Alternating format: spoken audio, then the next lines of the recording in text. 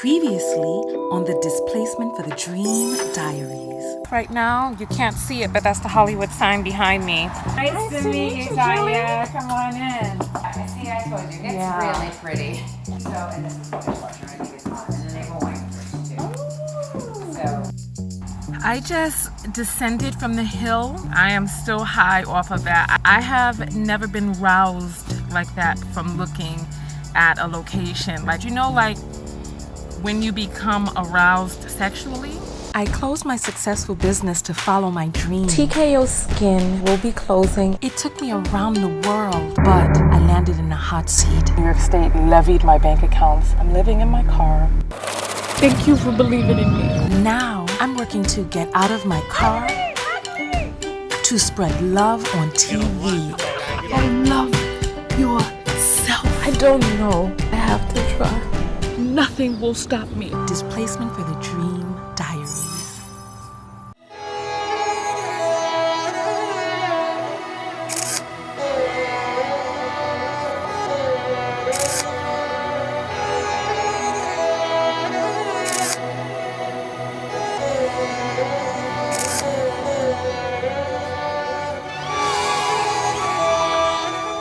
Good morning, knockouts. TonyaTko here. And I know when people see this, they're gonna be like, what? Let me try to get up a little bit. And then tell you guys the story. Today's Displacement for the Dream Diaries. As you know, I've been staying in Hollywood, and things were going really cool. After about 3 days, they began to get a little bit different, but I wasn't really worried. I would say it got a little different, and then it stayed different for about 2 weeks. I don't know, maybe I overstayed my welcome. I don't know. But what ended up happening is, let me sit up to tell this story. All right.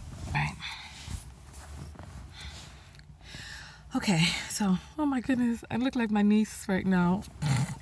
About 3 days ago, because you know my host has a roommate, and about 3 days ago, the roommate decided to rent his bedroom out on Airbnb. So on the first night, he came in. Now this was a little weird because it's like I'm sleeping on the couch. Nobody tells me an Airbnb person is coming through. So it's like I'm sleeping in the couch middle of the night. Some man walks through, the living room to go to the room. And I'm like, it's like, if you have an Airbnb person staying in the place, at least say something so I can, put up my computer, put my purse away, stuff like that. That was just, to me, that was a little weird. Just between you and me, I thought that was weird. What do you think about that? First night, he came in at 4 a.m. Second night, he came in at 4 a.m. as well. And so, I wake up about 4 in the morning to be able to edit the videos so that I could get them up. It's from between like 4 in the morning till 9 in the morning it takes for me to edit each video. And so that's been kind of messing up my gym flow as well, but nonetheless. So he would come in at 4 o'clock in the morning. Since I'm up, I would give up the couch and I'd be like, oh, lay here and go to sleep, right? Because I'm awake, I'm doing my thing, so I could just sit on the love seat, right? Love seat.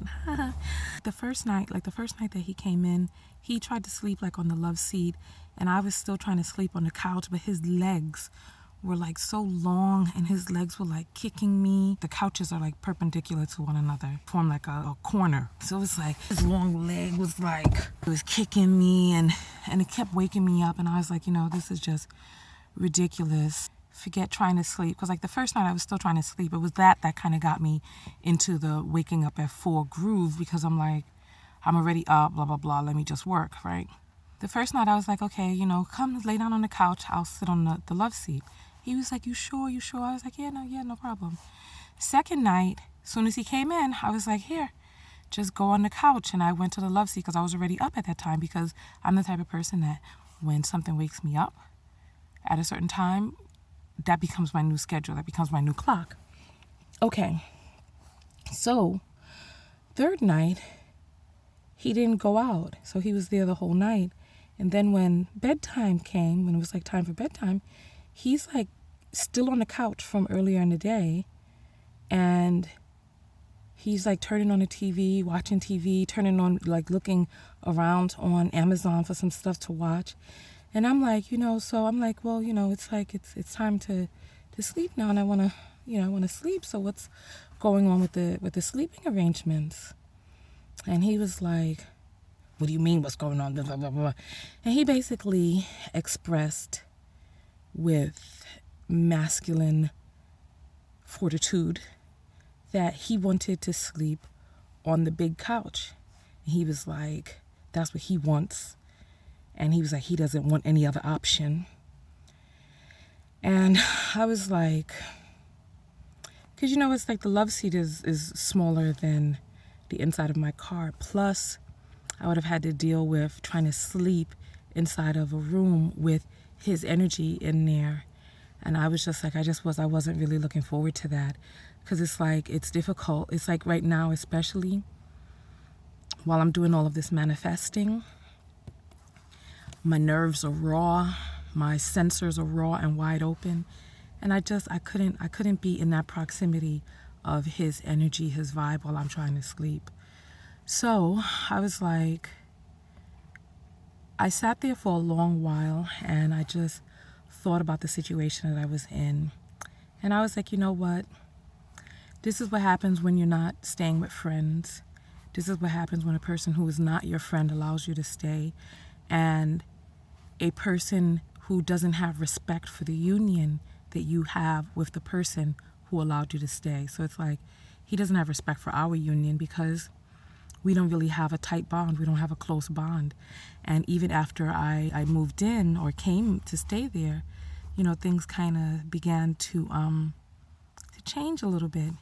I understand, like why some married women are self-conscious about certain things, or not even married women, but women who kind of live with men, or even married, self-conscious because after when you move in with a person, the magic is gone. It's like, being a woman, there's magic to being a woman, and I think that once the curtain is peeled back, if there isn't a strong enough bond in the union, that curtain peeling back can be jarring for some people, because it's like people are looking for perfection.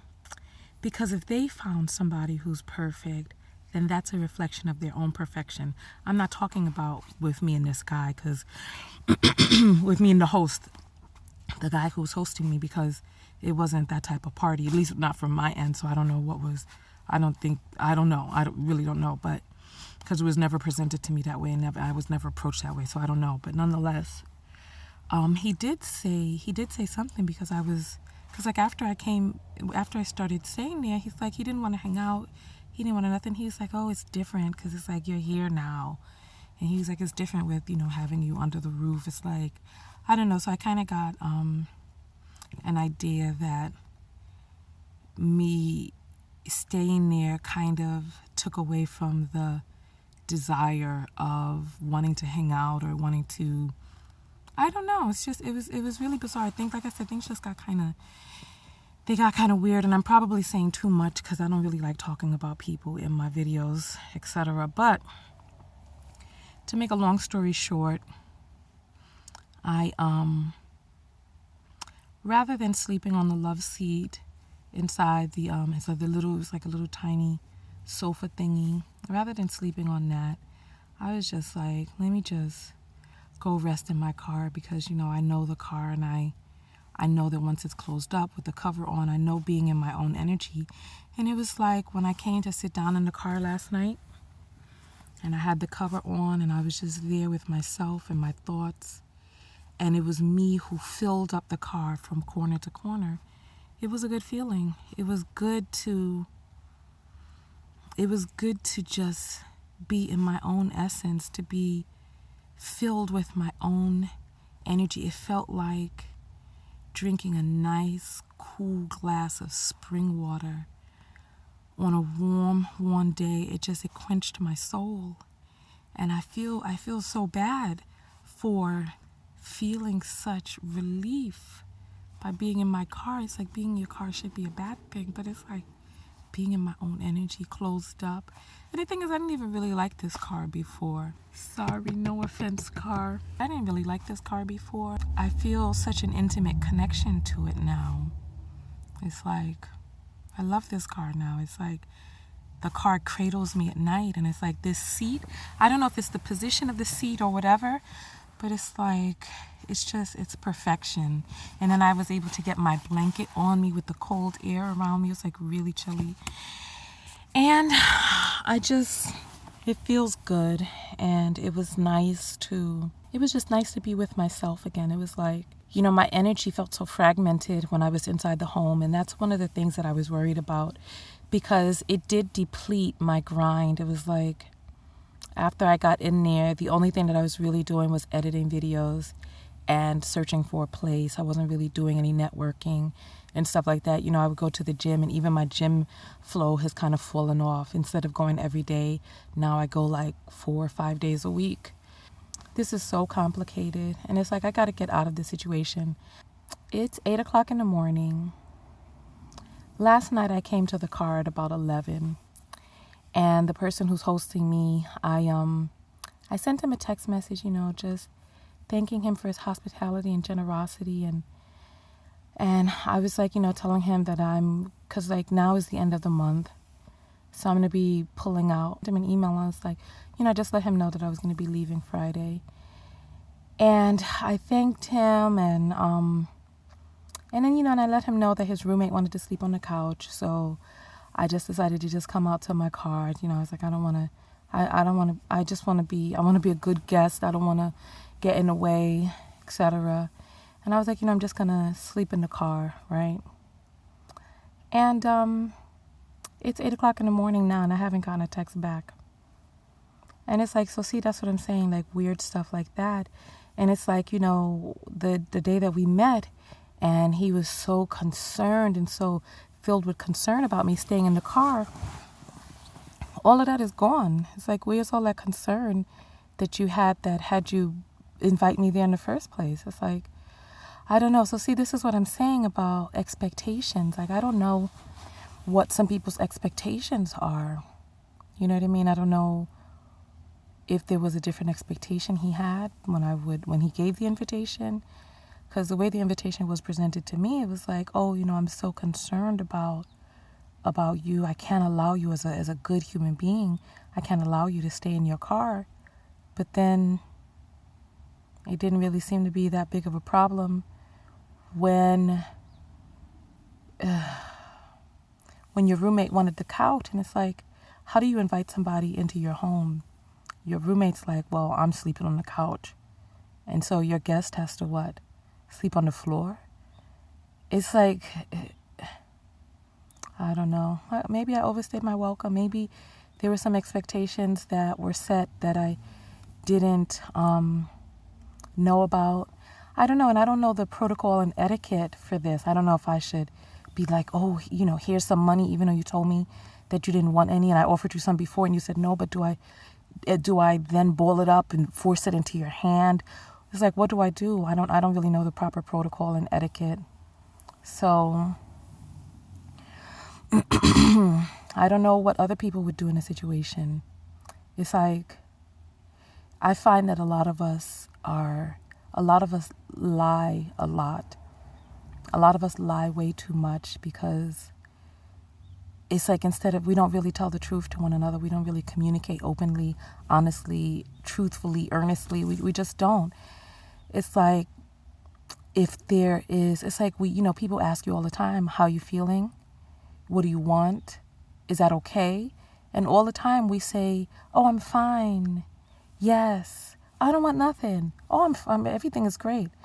And we don't really tell the truth. No, I'm not all right. Yes, I would like this.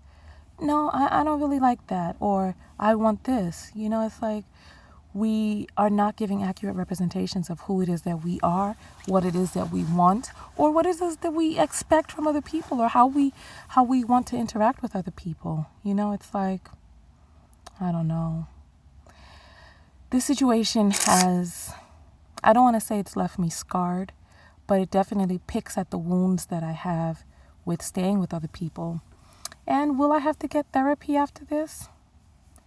I just may. After this situation, after I get out of my car for good, I'm gonna have to check and see how I'm doing psychologically, mentally, spiritually, emotionally, and I may have to get therapy. This is a lot to deal with as a human being. This is not easy. It's not easy. Anyway, let me get out of here. TonyaTko. You guys want a hug? Yeah, hug me. Hug me. Aww. Go out there and love one another. Most importantly, what? Love yourself. And loving yourself is what? Loving yourself is being truthful about who it is that you really are. Loving yourself is being truthful to you, yourself, other people around you. No matter how inconvenient the truth may be, or inconvenient the truth may be, you still uphold it. I look tired, and I look like how I feel on the inside. I look lost. I'm lost. I look lost, and I look forlorn, and I look worried, and I look like I feel like I don't belong anywhere. And I spoke to my father yesterday, and it's true, he did find out that I was displaced, and he decided to speak with me about it yesterday. I'll tell you guys about that in another video. Peace. To finish up my point of what I was saying, searching for perfection, it's like sometimes we see a certain something and we are drawn to that. And then once the veil gets lifted back, we realize that the mystery is gone at that point. I don't know if that was that. I don't know if he was expecting money from me. I don't know if that was that. I don't know if he was expecting friendship or whatever. And I offered some friendship, but it didn't really seem like it was needed, required, or anything. It was just like I was really just crashing on a couch trying to figure things out. Nothing was asked of me. Nothing was asked of me. Nothing was demanded of me. But it was weird. He said that it was different with me being under the roof. He was like, oh, it's like you're here now. I see you all the time. And I was like, yeah, but why can't we hang out? Like, I wanted to hang out. I thought I met a cool person, but no. So it's like, I don't know. I don't really know. I don't know what was expected that I didn't. The mark I missed, I don't know what it was. I really don't know. Maybe it's just my personality. Maybe up close people just don't like me. I don't know. I know that sometimes when we meet people, we have so many different assumptions about who they are and what they're going to be like, etc. But I'm just me. And I can see how people are kind of like self-conscious, like they don't want to let too much be known about them too soon before you really bond with a person. I don't know. I can only be me. And some people like me. Some people don't. So what can I say? What can I do? I can only still just be me and be true to that. Let me get out of here. Oh, Lord, let me get out of here. I need to get the day started. The good thing about Hollywood is when the sun comes up, it's not hot out here. California has so many different landscapes and temperatures all over the place. Down by Playa Vista, as soon as that sun would come up, it was so hot, it was unbearable. In the valleys, another thing, the temperatures wildly fluctuate. So like here, we have so many different terrains. We have beach, mountain, valley, and there may even be some desert. Next time on the Displacement for the Dream Diaries. My heart feels broken. My heart feels broken in a way that I can't even describe. This morning, I miss having the protection and the care of a man. You and me against the world. The Displacement for the Dream Diaries.